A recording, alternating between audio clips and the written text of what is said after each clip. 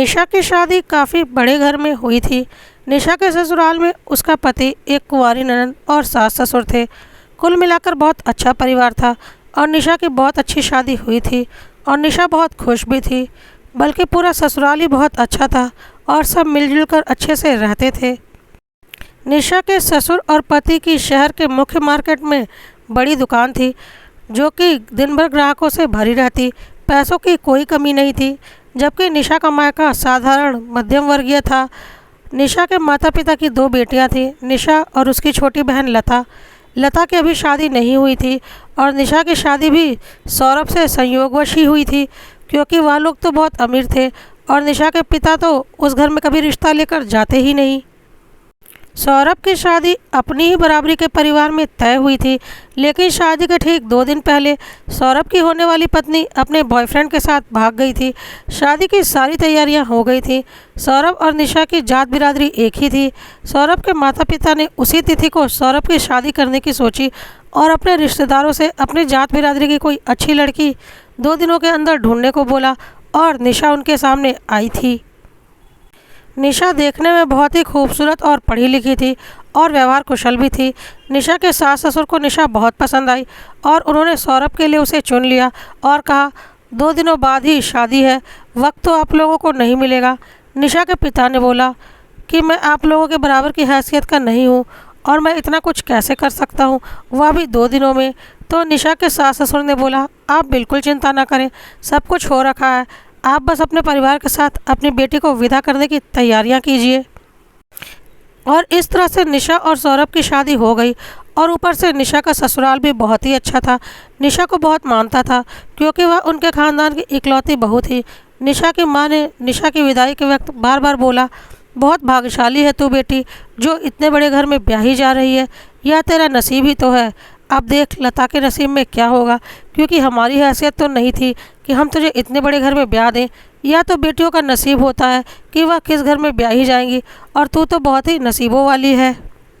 पूरी शादी में निशा के नसीबों के ही चर्चे चल रहे थे, चाहे वह लड़की वालों की तरफ से हो या लड़के वालों की तरफ से। सबका कहना था कि निशा सिर्फ अपने नसीबों के कारण इतने बड़े घर में आ गई है, नहीं तो ना निशा के माँ बाप की हैसियत थी इतने बड़े घर में रिश्ता लेकर जाने की, ना ही कभी सौरभ के माँ बाप सोचते कि निशा के घर रिश्ता लेकर आएँ, क्योंकि वह तो अपनी बराबरी में ही रिश्ता देखते। और वैसा हुआ भी था। या तो निशा का नसीब उसे इस घर में ले आया। और यह बातें सुन सुनकर निशा को अंदर ही अंदर बहुत गुस्सा आ रहा था। निशा की शादी के बाद भी गाए बगाए कोई ना कोई यह बात बोल ही देता कि तू बहुत नसीबों वाली है और नसीब से इतने बड़े घर में आ गई है। हालांकि निशा के ससुराल वाले बहुत अच्छे थे और वह बहुत खुश थे, लेकिन बार बार यह बातें सुनकर उसे लगता था कि उसके ऊपर कोई बहुत बड़ा एहसान किया गया है उसके नसीब की वजह से, और उसे लगता था कि उसकी कोई हैसियत ही नहीं है, बस उसका नसीब ही सब कुछ है, ना कि उसकी शक्ल सूरत और पढ़ाई लिखाई और ना ही व्यवहार। फिर भी उसे यह सब कुछ सुनने को मिलता ही था। निशा कभी कभी अपने ससुराल वालों से, सौरभ से, अपनी ननद प्रिया से यह सब कुछ बोलती थी और बोलती थी, मुझे बिल्कुल अच्छा नहीं लगता।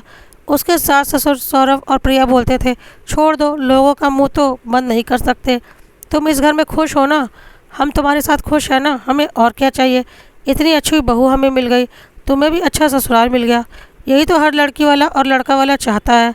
साथ ही साथ हर लड़का और लड़की भी ऐसे ही जीवन साथी की कामना करते हैं। सब कुछ तो अच्छा है, तो लोगों की वजह से क्यों मूड ऑफ करना। एक दिन निशा अपनी छोटी बहन लता से फ़ोन पर बातें कर रही थी और लता ने निशा से बोला, दीदी तुम्हारी शादी तो बड़े घर में हो गई, पर पता है जब से तुम्हारी शादी हुई है मुझे काफ़ी कुछ सुनना पड़ता है। हर वक्त मम्मी पापा और पास पड़ोसी और नाते रिश्तेदार यही बोलते रहते हैं कि निशा तो बहुत भाग्यशाली निकली, उसका नसीब तो बहुत अच्छा था। अब देखते हैं तेरे नसीब में क्या होगा, क्योंकि वह तो अपने नसीबों से बड़े घर में चली गई। अब तेरे माँ बाप की हैसियत तो है नहीं इतने बड़े घर में शादी करने की, देखते हैं तेरे नसीब में क्या है। लता ने रोते हुए बोला, दीदी मुझे बिल्कुल अच्छा नहीं लगता, क्या मैंने अपना नसीब खुद लिखा है, और अगर मेरी किसी बड़े घर में शादी नहीं होगी तो सब बोलेंगे देखो यह कितनी अभागी है। बड़ी बहन तो बड़े घर चली गई और छोटी बहन को देखो वैसे ही मध्यम वर्ग परिवार में है। दीदी मैंने अपना नसीब खुद तो नहीं लिखा ना, फिर मुझे यह सारी बातें क्यों सुनाई जा रही हैं, मुझे बिल्कुल अच्छा नहीं लगता। निशा को भी लता की बातें सुनकर बहुत बुरा लगा और बोला, सच बोलती है लता तू, मैं भी जब से इस घर में आई हूँ यही सुन रही हूँ कि मैं अपने नसीबों के कारण इस घर में आ गई। ऊपर से अब मेरी वजह से तुझे भी सुनना पड़ रहा है। मैं तो दुखी हो ही रही थी, अब तू भी दुखी हो रही है। लेकिन तू चिंता मत कर, हो सकता है अगर सच में नसीबों की बात होती है तो तेरा नसीब मुझसे भी अच्छा हो और तू मुझसे भी बड़े घर में जाए। लता ने बोला, हो सकता है दीदी, ज़रूरी नहीं कि होगा। मुझे तो बहुत चिंता होती है, पता नहीं लोग कैसी कैसी बातें करते हैं। निशा ने बोला, घबरा मत, मैं भी दिखा दूंगी, नसीब कुछ नहीं होता, बनाया जाता है।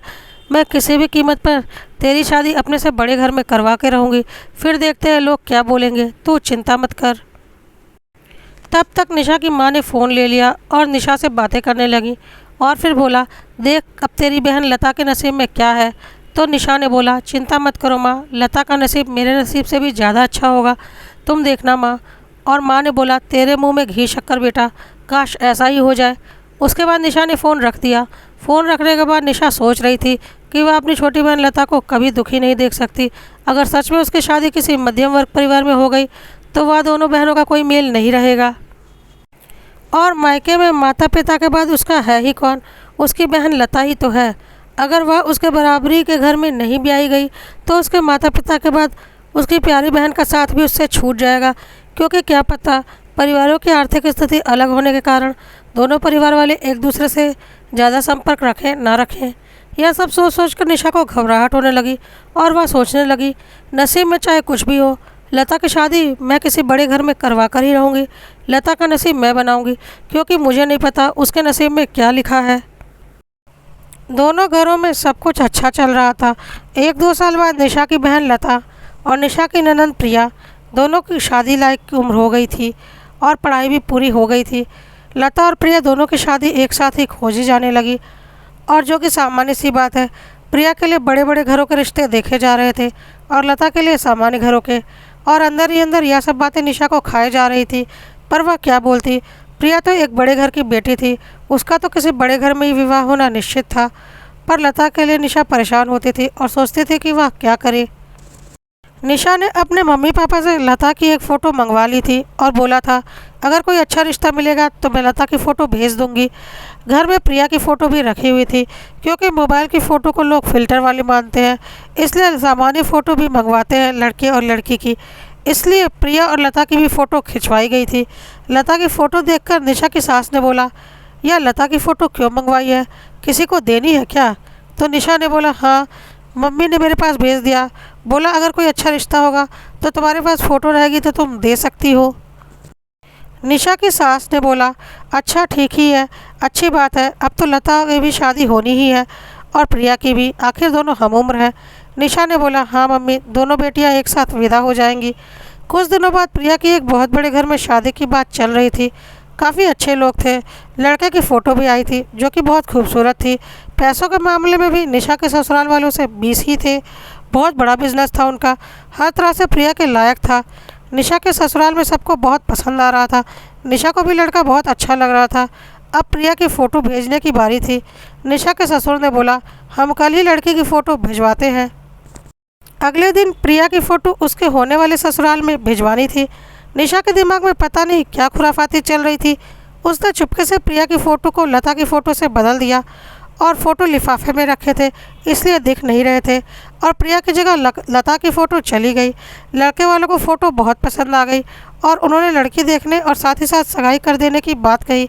प्रिया के घर वालों ने बोला, बिल्कुल ठीक, आप जहाँ बोलिए हम वहाँ मिल लेते हैं, और वहीं पर लड़के लड़की एक दूसरे को अंगूठी पहनाकर एक छोटी सी रस्म भी कर लेंगे। 2 दिनों बाद ही एक होटल में मिलने और सगाई का प्रोग्राम तय हुआ। यह सब कुछ देखकर निशा को बहुत घबराहट हो रही थी। उसने यह क्या खुराफाती कर डाली थी। साथ ही साथ उसे बहुत बुरा भी लग रहा था कि उसने अपनी ननद प्रिया के साथ कितना गलत कर दिया। लेकिन फिर उसने सोचा, नहीं, उसने प्रिया के साथ कुछ भी गलत नहीं किया। प्रिया के माँ बाप के पास बहुत पैसे हैं और प्रिया बहुत खूबसूरत भी है। उसके यहाँ नहीं तो कहीं दूसरे बड़े घर में शादी हो ही जाएगी। उसके लिए उसे अपने नसीबों का इंतज़ार नहीं करना पड़ेगा। लेकिन मेरी बहन लता के साथ ऐसा नहीं है, उसका नसीब मुझे ही बनाना पड़ेगा, और मैं कुछ भी गलत नहीं कर रही हूँ, और मुझे मेरी बहन लता को किसी बड़े घर में भेजना ही है, उसका नसीब मुझे बनाना ही है। यह सोचकर निशा आगे की खुराफाती की तैयारी करने लगी। उसने अपनी बहन लता को फ़ोन लगाया और बोला कि संडे को प्रिया को लड़के वाले देखेंगे। मैंने तुम्हारे लिए कुछ सोचा है, मैं जैसा बोल रही हूँ तुम बस वैसा करो और कुछ भी पूछना मत। कुछ भी बहाना करके शनिवार को तुम मेरे घर की तरफ आना और संडे तक यहीं रुकना ताकि मैं आगे का काम कर सकूं। लता ने पूछा, क्या कर रही हो दीदी? निशा ने बोला, बस मैं जैसा बोल रही हूँ करती जाओ। मैंने बोला है ना, तुम्हारा नसीब मैं बनाऊंगी। लता ने बोला, ठीक है। शनिवार के दिन लता निशा के घर की तरफ गई और चक्कर खाकर गिर गई। कुछ लोग उठाकर उसे निशा के ससुराल ले आए और बोले यह यहीं का एड्रेस बता रही थी। निशा ने लता को देखा तो ज़ोर ज़ोर से बोलने लगी, अरे लता तुझे क्या हो गया? तो लता ने धीरे से बोला, दीदी मुझे चक्कर आ गए थे, मैं तो कॉलेज के काम से इधर आई थी और जोर का चक्कर आ गया। मुझे कुछ समझ में नहीं आया, पास में आपका घर था इसलिए मैंने आपके घर का एड्रेस बता दिया। निशा ने बोला, ठीक किया, चल अंदर चल, थोड़ा आराम कर ले। निशा की सास ने बोला, हाँ बेटा ठीक किया, पास में हमारा घर तो था ही, चलो अंदर चलो, थोड़ा आराम कर लो, चाय पानी पी लो। और लता अंदर आ गई। अंदर जाकर लता ने थोड़ा बहुत ड्रामा और शुरू किया, जैसे वह कितनी कमज़ोर हो गई है। शाम होने को आई थी तो निशा की सास ने बोला, अभी इसे घर भेजने की क्या ज़रूरत है, तबीयत ठीक नहीं, कल चली जाएगी, अभी इसे यहीं आराम करने दे दो। निशा ने बोला, ठीक है मम्मी जी, और अपनी माँ को फ़ोन लगाकर बोल दिया कि लता को रास्ते में चक्कर आ गए थे, हमारा घर पास में ही था इसलिए हमने उसे यहीं पर रोक लिया है, चिंता की कोई बात नहीं है। निशा की माँ ने बोला, ठीक है बेटा, बहन के घर है तो चिंता की क्या बात, क्योंकि निशा की माँ को भी नहीं पता था कि दोनों बहन के दिमाग में क्या खिचड़ी पक रही है। अगले दिन प्रिया को लड़के वालों को दिखाना था, साथ ही साथ सगाई भी थी। सुबह से ही सब लोग तैयारी में लगे हुए थे और लता अभी तक कमरे में सो रही थी क्योंकि निशा ने उसे ऐसा करने को कहा था। सगाई के लिए निकलने से 1 घंटा पहले लता उठी और बोली, मैं घर जा रही हूँ, मेरी वजह से आप लोगों को बहुत तकलीफ़ हुई। तो निशा की सास ने बोला, अब अकेले घर कहाँ जाओगी, तुम्हारी तबीयत भी ठीक नहीं, तुम्हारा घर भी यहाँ से काफ़ी दूर है, तुम्हारा अकेले जाना ठीक नहीं, और हम सभी बाहर जा रहे हैं, घर पर भी अकेले रहना ठीक नहीं, और हम सब दूसरी तरफ जा रहे हैं सारी गाड़ियाँ लेकर, नहीं तो तुम्हें तुम्हारे घर छुड़वा देते। एक काम करो, तुम भी हमारे साथ ही चलो, लौटते वक्त तुम्हें तुम्हारे घर छोड़ देंगे। लता ने बोला, अरे नहीं आंटी जी, मैं कहाँ जाऊँगी आपके पारिवारिक समारोह में। तो निशा ने बोला, कोई बात नहीं, जब हम सब जा रहे हैं तो तुम भी चल सकती हो। तो लता ने बोला, लेकिन मेरे पास तो कोई कपड़े हैं ही नहीं। तो निशा ने बोला, कोई बात नहीं, मेरे कपड़े हैं ना, उनमें से कुछ भी अच्छा सा पहन ले, हमारा साइज़ तो एक ही है। और लता ने जाकर निशा के अच्छे कपड़े पहनकर तैयार हो गई, जो कि निशा ने पहले से ही तैयार कर रखे थे। लता बहुत खूबसूरत लग रही थी। सब लोग होटल पहुँचे, प्रिया और लता साथ में ही थी और दोनों बहुत ही खूबसूरत लग रही थी। लड़के वाले भी आ चुके थे और वह लोग लता को देखकर बहुत खुश हो रहे थे कि लड़की तो बहुत ही खूबसूरत है, फ़ोटो से भी ज़्यादा। प्रिया की तरफ तो उनका ध्यान भी नहीं गया, लड़के वाले बार बार लता की तरफ देखे जा रहे थे और उससे ही बातें कर रहे थे। प्रिया और उसके माँ बाप और सौरभ को बड़ा ही अजीब लग रहा था, पर निशा को पता था यह सब कुछ क्यों हो रहा है। आखिर प्रिया की माँ ने बोला, भाभी जी प्रिया से भी कुछ बात कर लीजिए, आखिर आपकी होने वाली बहू तो वही है। तो लड़के की माँ ने बोला, क्या? लेकिन फ़ोटो तो इस लड़की की नहीं बल्कि इसकी आई थी जिससे हम बातें कर रहे हैं, हमने तो इसे ही पसंद किया है।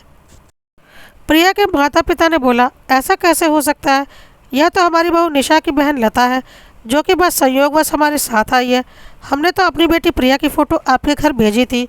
तो लड़के वालों ने बोला, देखिए ना कैसा अजब संयोग है, फ़ोटो भी लता की आ गई और आज आप लोगों के साथ भी लता आ गई। हमें तो लगता है हमारे बेटे के नसीब में लता ही लिखी है और हमें लता बहुत पसंद भी है।